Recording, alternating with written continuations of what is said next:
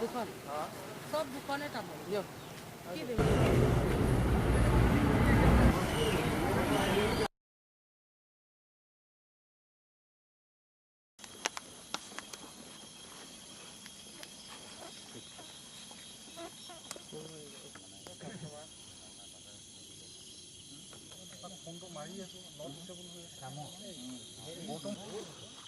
তাতে জেগাতে আছো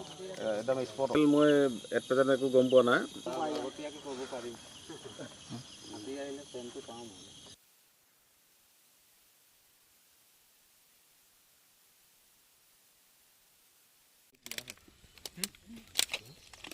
গাছটোৰ নাম দুইটা খুলি লিখি দিছে নাই মাটিটো বেলেগৰ পৰা আনি হয় ন এইটো ভুৰভুৰীয়া হৈ আছে সোমাই দিয়কচোন দাদা মাটিটো হাতে আপোনালোকে খানক পেলক না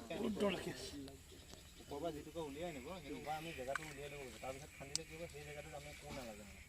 কিমান তলৰ খান্দিব পাৰিব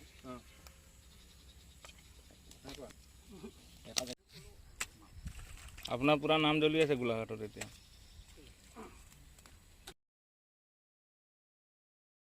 আপোনালোকে প্ৰত্যক্ষ কৰিব পাৰিছে যিহেতু এটা প্ৰকাণ্ড গাঁত বুলি ক'ব লাগিব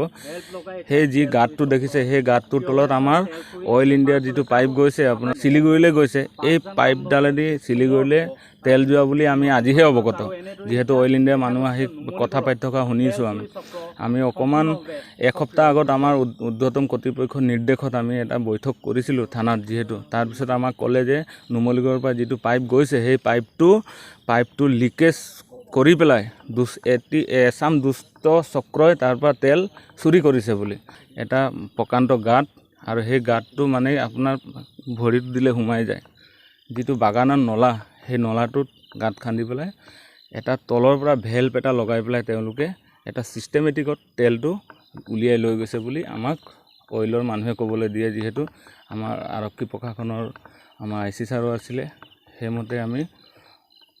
তেওঁলোকক কোৱা পিছত এতিয়া বৰ্তমান যিহেতু তেওঁলোকে 4টা বজাৰ 5টা বজালৈকে খান্দা পিছত আন্ধাৰ হৈ গ'ল তাৰপিছত আমাক ক'লে আপোনালোকে গাঁওৰক্ষীৰ সকলো সদস্যই আহি যদি